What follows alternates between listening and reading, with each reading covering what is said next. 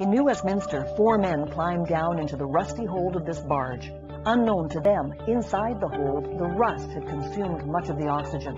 Not enough was left for them to breathe, making this confined space a death trap.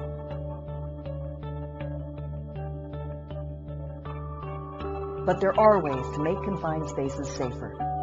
Located along the Sea to Sky Highway, the EPCOR water remediation plant cleans heavy metal runoff from an abandoned mine site.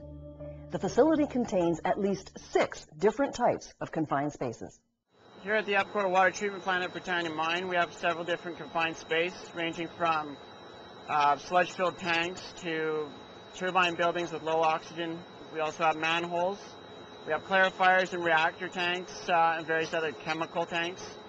And several of those require that we follow confined space entry procedures. We have regulations that are intended to have people recognize that these spaces are a problem. You have to essentially go out and identify the spaces in your property or in your plant. You figure out where they are and what they are. You will get somebody who's very qualified to come in and assess the risk. What are the risks in these spaces? Do we have gases? Do we have solids? Do we have liquids? What do we have to do? And then you have to make all that information available in work procedures so that anybody going into those spaces knows what the hazards are. Right behind me here, there's a typical white tank. That's a confined space. And there's a hatchway in the bottom, there's a hatchway in the top, and the workers at some point in time are going to have to go in there and do something. So in this particular plant, they have to know what's in that space. What could go in that space while workers are there? Is there something that could happen while they're in there? In Kimberley, 4 people entered a shed at a former mine site.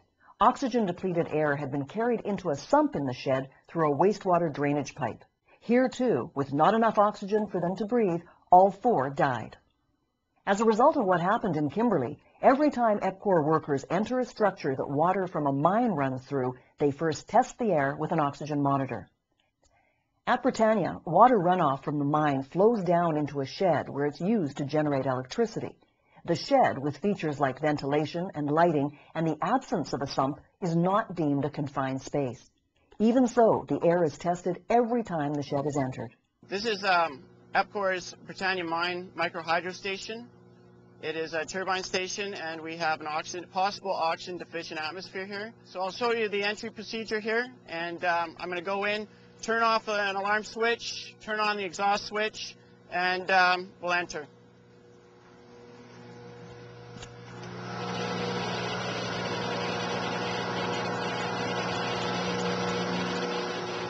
Now, another requirement of the BC regulations for confined space work is to test and ventilate the space.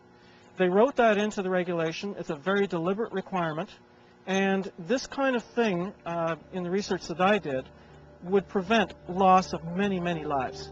So how do you make confined spaces safer? Always test before entering.